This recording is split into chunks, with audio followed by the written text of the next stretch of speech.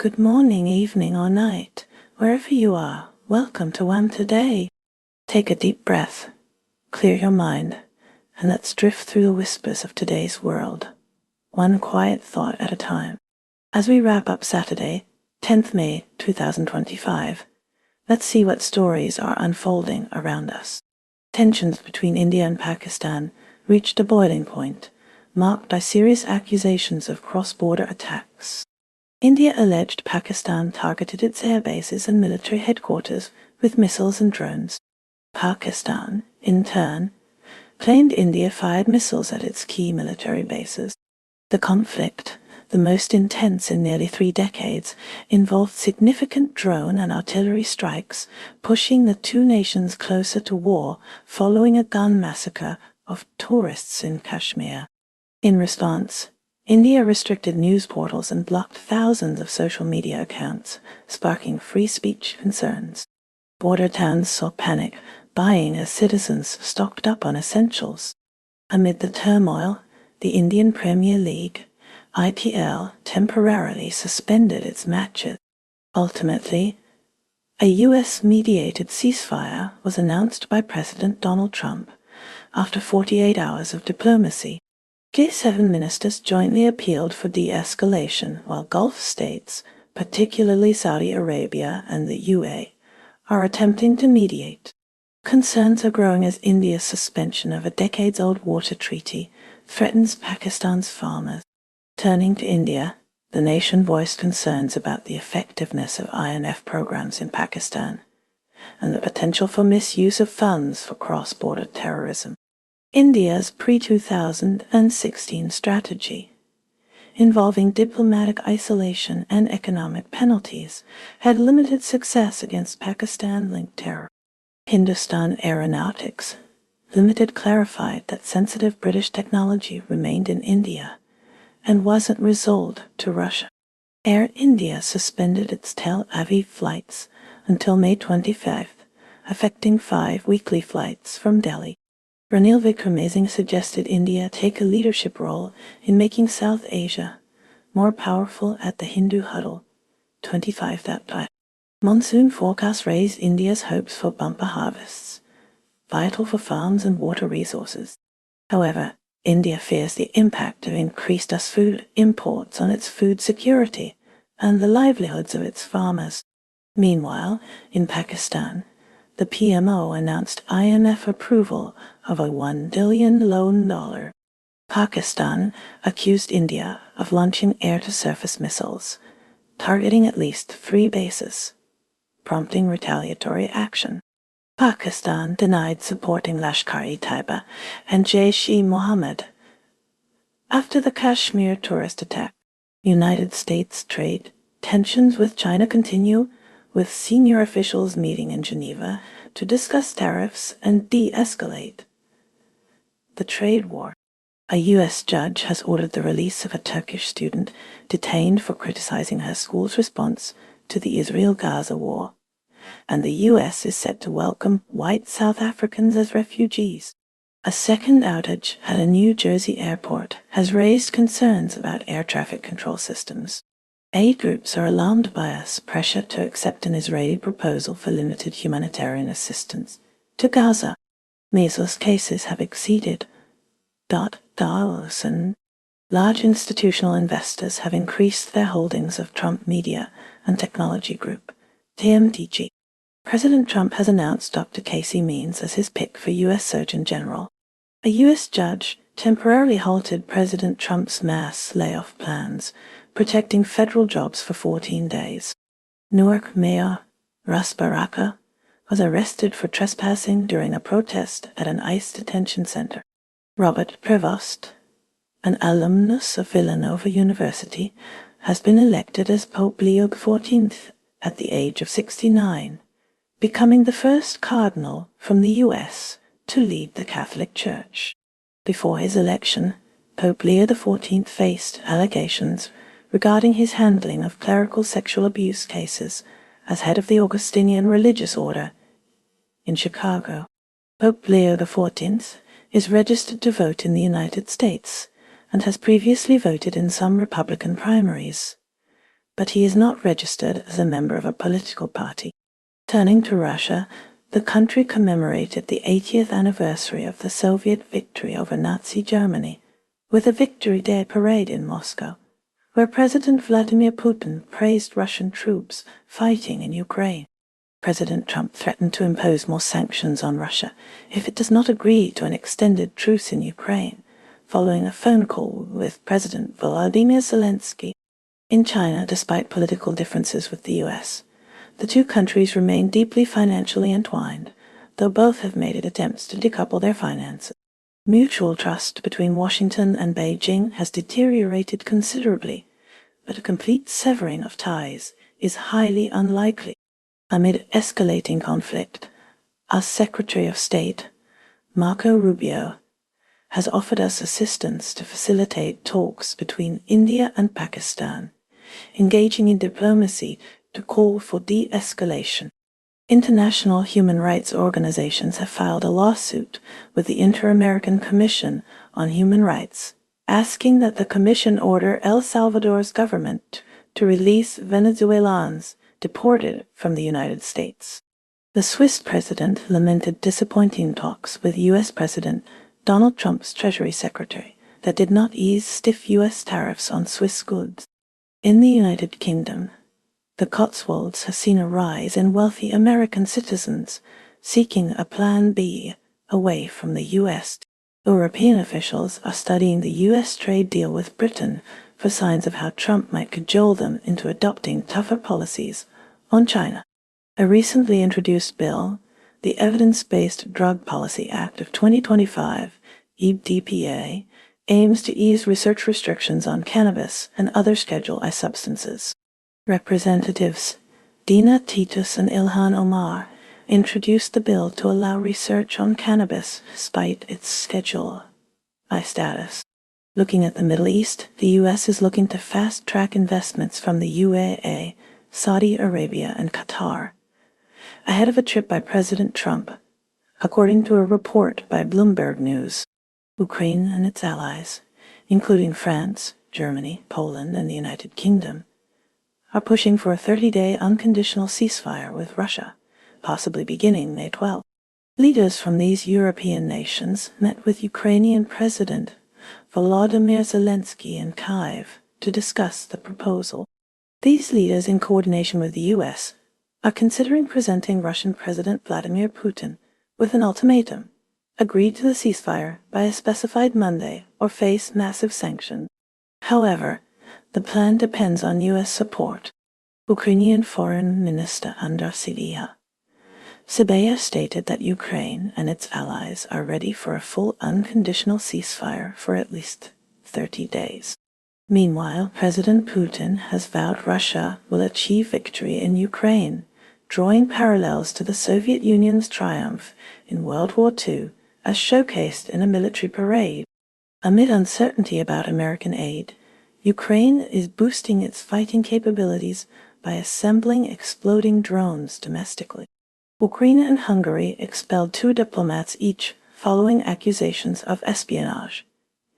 Kyiv alleged that the 2 suspects expelled by Hungary were former Ukrainian military members recruited by Hungarian military intelligence.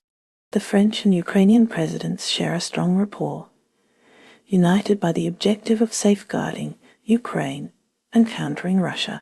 Turning to the United Kingdom, hundreds of creative industry figures, including Paul McCartney and Dua Lipa, are urging Prime Minister Keir Starmer to protect artists' copyright in the face of advancing AI technology.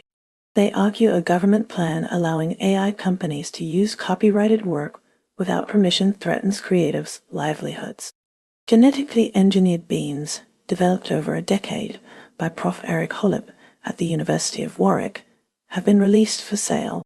Aphids, exacerbated by warm weather, are causing significant damage to UK gardens, prompting inquiries to the Royal Horticultural Society. Protests have erupted over the Justice Administration by the UK's largest police force, after 6 young women discussing climate change and the war in Gaza at a Quaker meeting house were interrupted and arrested by 30 police officers. Two men were found guilty of felling a famous tree in northern England. In the United States, recent statements and actions from Donald Trump and his advisors suggest a potentially more engaged approach towards the government in Ukraine and a more critical stance against Russia. This shift raises questions about the future direction of U.S. policy regarding the conflict. President Trump's emphasis on reducing U.S. involvement in European security has led allies to increase their own defense spending, potentially diminishing the resources available for supporting Ukraine.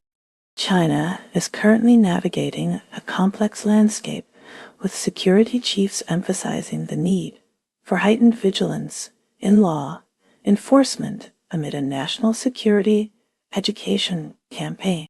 The nation's consumer price index decline has sparked deflation concerns, intensified by ongoing trade disputes. Hainan province is leveraging its special customs policies to attract domestic shoppers.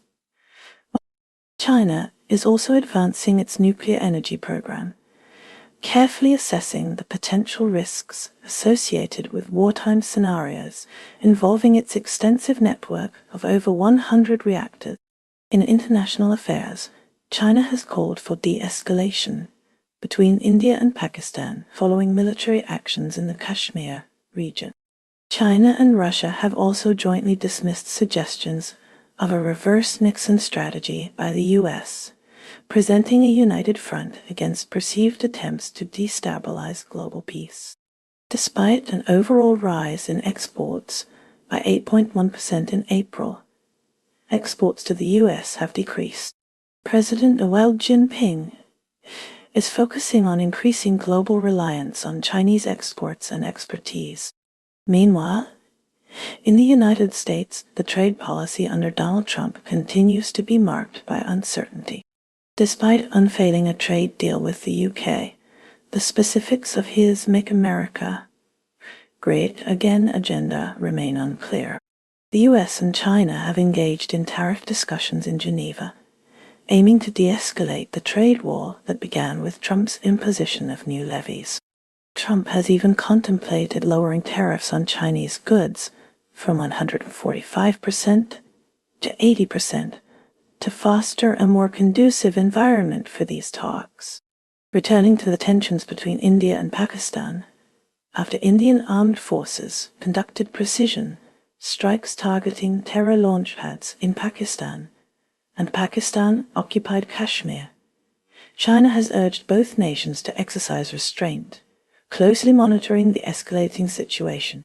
In Myanmar, Military Chief Senior General Min Aung Hlaing met with China's President Wu Jin, reinforcing the strategic alliance between the two countries. Finally, regarding the European Union, former top official Charles Michel has expressed the belief that collaborative opportunities exist between Brussels and Beijing, highlighting the importance of EU-China stability in a world order he considers. Pakistan is currently embroiled in a severe escalation of tensions with India, characterized by alleged missile strikes and airspace closure. Pakistan asserts that India targeted 3 of its air bases, which prompted retaliatory action. The country's airspace is closed from 3:15 a.m. to 4:00 on May 10. India, conversely, accuses Pakistan of initiating drone strikes within Indian-administered Kashmir and Punjab. Pakistan further alleges that India launched ballistic missiles that landed inside Pakistani territory. Explosions have been reported in Indian Kashmir and Amritsar. The Indian military claims it is targeting Pakistani bases, while Pakistan insists that most missiles were intercepted and that retaliatory strikes are in progress. This conflict stems from a prior massacre blamed on Pakistan by India. Foreign Minister Ishaq Dah has conveyed to U.S. Secretary of State Marco Rubio Pakistan's willingness to de-escalate if India halts its attacks, a message also communicated to New Delhi. Defense Minister Khawar Asif has clarified that there are no current plans to convene the National Command Authority. The 2020 league, slated to move to the UAE, has been postponed indefinitely due to the conflict. Internally, Pakistan faces political instability concurrent with the external conflict. Army Chief Lieutenant General Asim Munir is reportedly solidifying his control over the government and the Supreme Court. Pakistan has also initiated Operation Banyan Mahsoos. The threat of war with India has paradoxically unified many Pakistanis, including those previously critical of both civilian and military leaders. Amidst escalating tensions, European leaders converged in Kyiv to demonstrate unwavering support for Ukraine. French President Emmanuel Macron, German Chancellor Friedrich Merz, and British Prime Minister Keir Starmer journeyed to the Ukrainian capital via train from Poland. Polish Prime Minister Donald Tusk later joined them.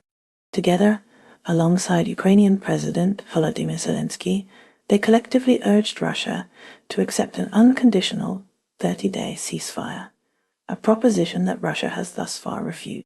Before this united front, the leaders of Britain, France, Germany, and Poland, along with Zelensky, held a crucial joint phone call with Donald Trump. They presented Vladimir Putin with an ultimatum: agree to an unconditional ceasefire by Monday, or face intensified sanctions and augmented weapons shipments to Ukraine. Ukraine has officially announced its preparedness to implement a full unconditional ceasefire with Russia for a duration of 30 days, commencing on Monday. This declaration underscores Ukraine's commitment to de-escalation, pending a reciprocal response from Russia. Japan is increasingly concerned as Chinese government ships have remained near the Senkaku Islands for over 170 days, compounded by China's first-ever deployment of a government helicopter to the area. Concurrently, a small Japanese civilian plane was spotted near the uninhabited islets in the East China Sea. Prime Minister Shigeru Ishiba has sent a congratulatory message on the election of Pope Leo XIV. Representatives of U.S. forces in Japan and Okinawa authorities convened their inaugural meeting to address joint safety measures prompted by alleged sexual assault cases. Japanese electronics giant Panasonic will cut 10,000 jobs globally as part of a profitability enhancement drive. Sumitomo Mitsui Banking Corporation, SMBC, will acquire a 13.2% stake in India's Yes Bank for $1 billion. Israel's ongoing conflict with Palestine is intensifying, drawing severe accusations and raising profound humanitarian alarms. Former EU Foreign Policy Chief Josep Borrell accused Israel of genocide in Gaza and the most extensive ethnic cleansing operation since World War II, while also lamenting the EU's lack of decisive action.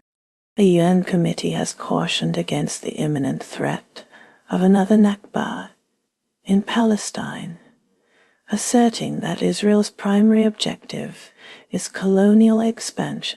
International aid organizations have voiced concerns that Israel's proposed control over aid distribution in Gaza will worsen the existing suffering and lead to more death. Children are among the casualties of Israeli attacks on Gaza, attacks happening in conjunction with an aid blockade. Since initiating military actions against Hamas, Israel has carried out thousands of strikes in Gaza, including one targeting a 5-story building housing over 100 members of an extended family, claiming it was targeting an enemy spotter on the roof. UK Lawyers for Israel, UKLFI, drew criticism for suggesting that a reduction in obesity due to the war in Gaza might increase life expectancy there. Comments made amid warnings of impending famine and denounced as sickening by the Palestine Solidarity Campaign, PSC. Simultaneously, an increasing number of Israeli reservists are refusing duty, citing exhaustion from repeated deployments in support of the war. Turning to Lebanon, there are signs of resilience as Nabatai's weekly market, destroyed in Israel's war on Lebanon, is showing signs of revival. NATO is contemplating a plan to elevate defense spending to 5% of GDP by 2032, a threshold surpassing even the current expenditure of the United States. This proposal surfaces amidst demands from U.S. President Donald Trump for NATO allies to escalate their military budgets substantially. Meanwhile, Denmark's Prime Minister Mette Frederiksen addressed reports of heightened U.S. intelligence activities in Greenland, a territory once eyed for purchase by President Trump, firmly stating, "You cannot spy against an ally." Shifting to China, exports to Southeast Asia have risen sharply, contrasting with a 21% drop in exports to the United States in April, a direct consequence of tariffs enforced by President Trump. Concerning the United Kingdom, the steel sector saw some respite as the 25% tariff on steel exports to the United States was lifted, although the industry still faces considerable uncertainties. Turning to the United States, Expedia Group reported first quarter revenue below expectations, attributing the shortfall to diminished travel demand within the country. Furthermore, 15 Democratic states have initiated legal action against President Trump's declaration of an energy emergency. These states contend that the declaration is unlawful, highlighting record energy production levels and accusing federal agencies of exploiting the declaration to fast-track fossil fuel projects under false pretenses. Germany mourns the loss of Margot Friedlander, a Holocaust survivor who passed away in Berlin at 103. Friedlander, who survived the Theresienstadt concentration camp, became a vital voice against Nazi atrocities, returning to Germany in 2010 and reclaiming her citizenship.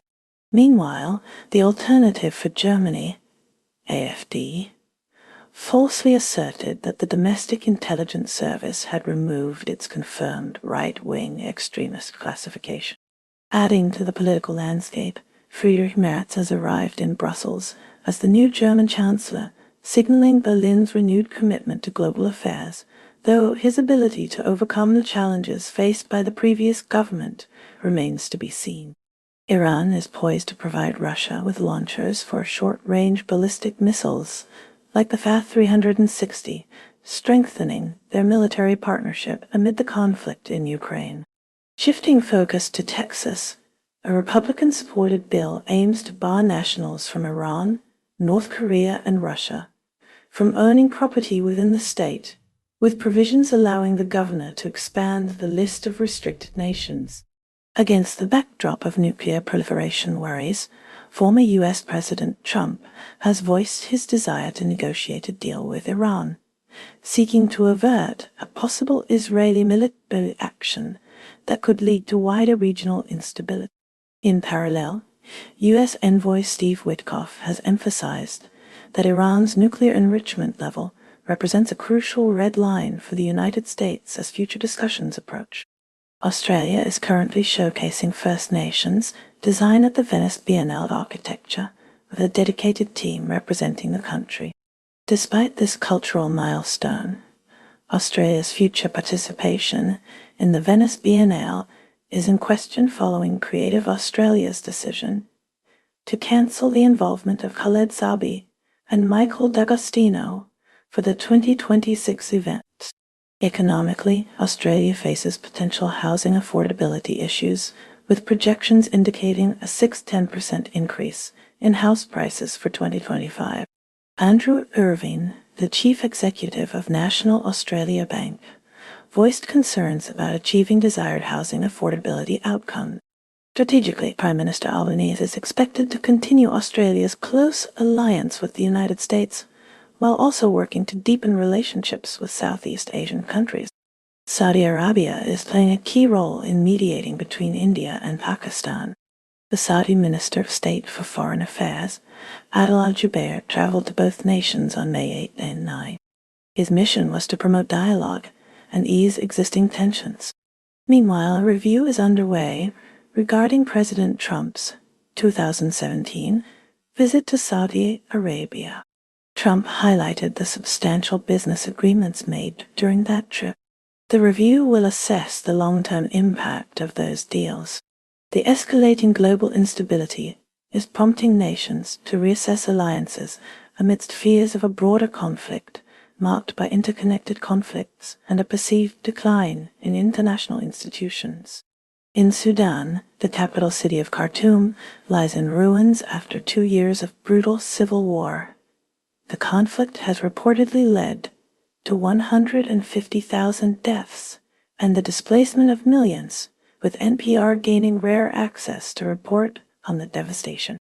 Pope Leo XIV continues a legacy somewhat akin to Pope Francis as he navigates the complex issue of women's roles in the Church, supporting increased involvement but maintaining the ban on female deacons. Peru is currently celebrating Pope Leo XIV, proudly claiming him due to his previous service as a bishop in Chiclayo. During his time in Peru, Pope Leo XIV actively participated in community life, providing assistance to areas affected by severe flooding, performing Christmas carols, and offering blessings to infants. Furthermore, he extended support to migrants in northern Peru, mirroring a key focus of his predecessor, Pope Francis. France will utilize frozen Russian assets to fund the maintenance of howitzers for Ukraine, in a move to bolster its alliance with Poland amid the Russia-Ukraine conflict. France signed a new treaty that includes a mutual defense clause, committing both nations to mutual support in the event of an attack, as reported by AFP. Turning to Ukraine, EU foreign ministers convened in Lviv, where they approved the establishment of a special tribunal to prosecute Russian leaders. Meanwhile, in Poland, the nation solidified its relationship with France through the signing of a new treaty, which encompasses a mutual defense clause. This agreement ensures that both nations will provide mutual support in the event of an attack, further strengthening ties between the two NATO allies. Mexico has lodged a formal complaint and initiated legal proceedings against Google after the platform renamed the Gulf of Mexico to Gulf of America for U.S.-based users on Google Maps. The Mexican government, under President Claudia Sheinbaum, views this alteration as an affront. The change, according to reports, stemmed from a vote by U.S. lawmakers and an executive order previously issued by former U.S. President Donald Trump. Mexico has officially requested Google to reverse the name change for its U.S. users. South Africa is facing a national reckoning over sexual violence, fueled by cases such as Justice for Soweto, where the rape of a child triggered immense public anger. This case has challenged the prevailing culture of shame and spurred a national movement to combat sexual violence. In other news, South Africa gained international attention regarding the treatment of Afrikaners. The Trump administration once weighed prioritizing white Afrikaner resettlement in the U.S. as refugees, alleging racial persecution, a proposition that stood in stark contrast to the broader reduction in refugee admissions during that period.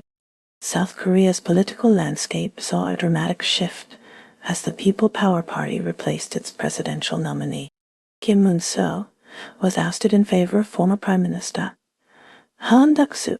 This decision was made swiftly by party leadership, nullifying the initial primary results. The party then held a new vote to confirm Han's nomination. In the United States, President Trump has unveiled a self-deportation plan targeting undocumented immigrants, signaling a continuation of his administration's strict immigration policy. Meanwhile, at the Vatican, Cardinal Robert Francis Prevost has been chosen as Pope Leo XIV. His background, characterized by a focus on refugees and the pluralistic outlook, suggests a potentially contrasting viewpoint on American values, particularly when juxtaposed against President Trump's America First approach. According to Vatican expert Massimo Fagioli, the possibility of an American pope was once considered remote. But the Trump effect on the United States and the broader global order has shifted perceptions and opened new avenues of possibility.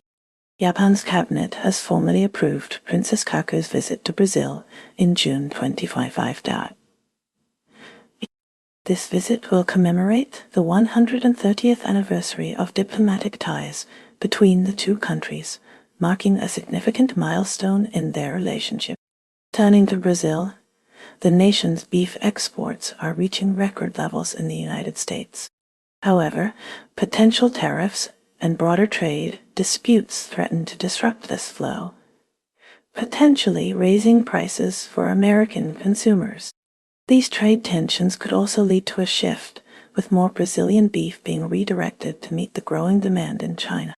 The Philippines is seeing a surge in young voter activism ahead of the midterm elections, with many calling for an end to the dominance of established political dynasties.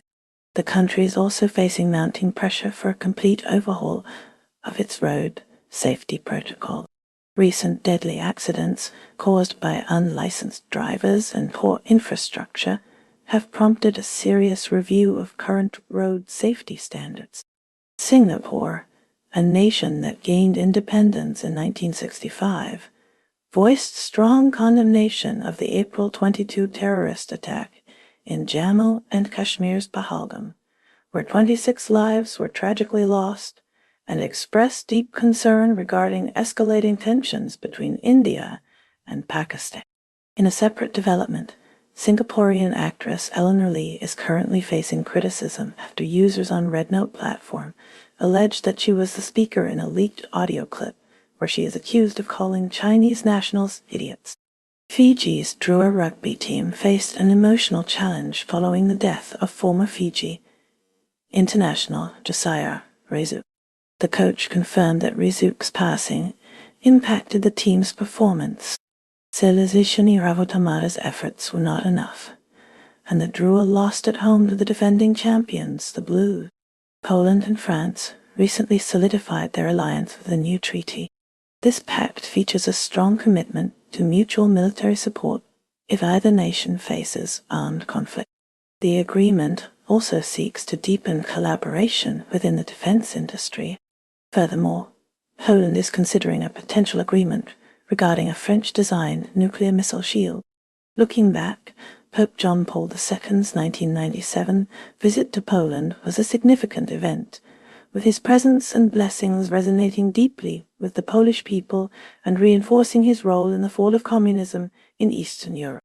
The U.S. president signaled a potential willingness to ease tariffs on goods from China, hinting at a reduction to 80% from the existing 145%, a move possibly intended to foster progress in upcoming trade negotiations in Switzerland. Romania witnessed large pro-EU rallies in Bucharest and other cities. These demonstrations occurred just a week before a crucial presidential election run-off. Public support for the European Union was clearly on display.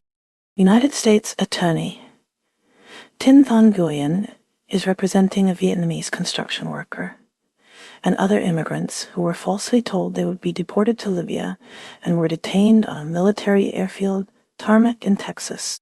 The Trump administration would violate a standing court order if it attempted to deport non-Libyans to Libya. The United Kingdom is seeing its citizens explore less conventional vacation spots. Social media is driving interest in budget-friendly destinations. Montenegro and Bosnia and Herzegovina are gaining popularity. Flights from the UK to Bosnia and Herzegovina soared by 284% in 2024.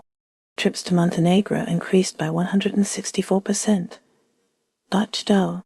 El Salvador is facing scrutiny as a lawsuit has been filed with the Inter-American Commission on Human Rights. The suit seeks the release of Venezuelan migrants.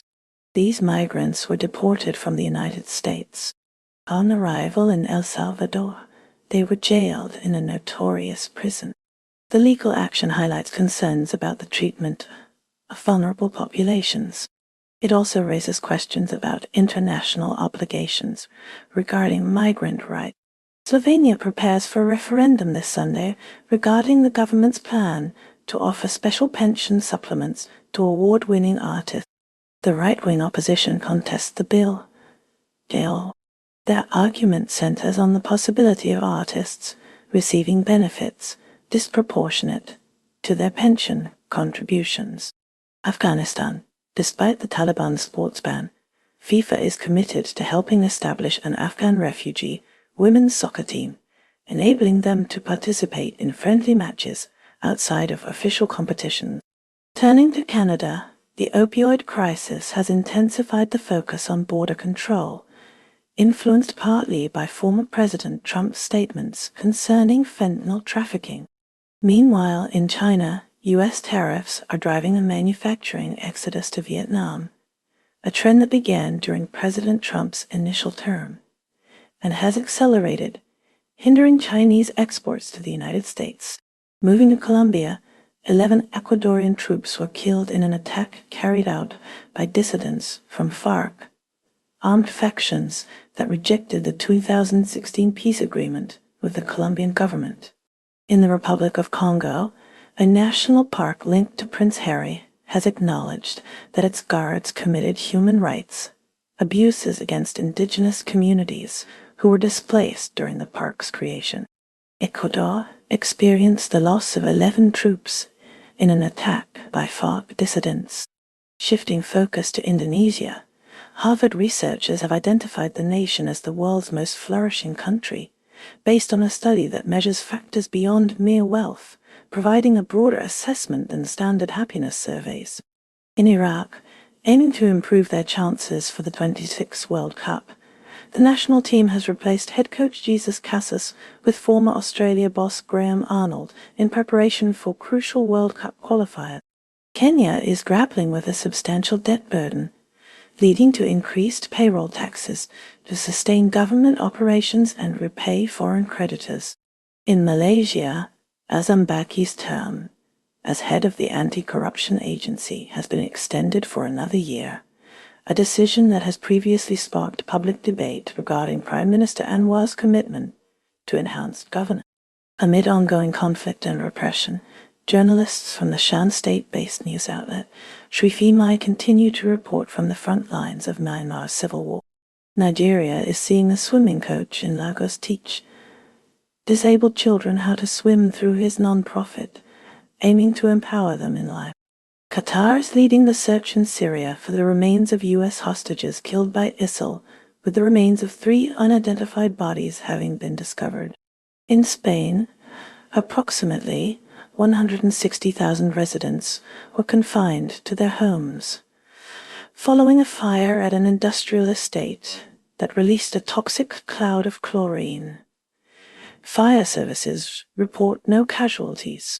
Switching to Taiwan, opposition lawmakers and historians are challenging remarks made by the Taiwanese leader, also criticized by Beijing, who is accused of ignoring the Japanese invasion of China in a V-Day speech. Finally, in Turkey, the PKK militant group has announced that it has reached historic decisions, though it has not confirmed disbandment, potentially leading to a peace initiative with Turkey. And that's a wrap for today's news, because even headlines need a nap. Stay curious, stay kind, and let the noise fade as you find your quiet. Take care, stay awesome, and I'll see you next time on WHAM Today.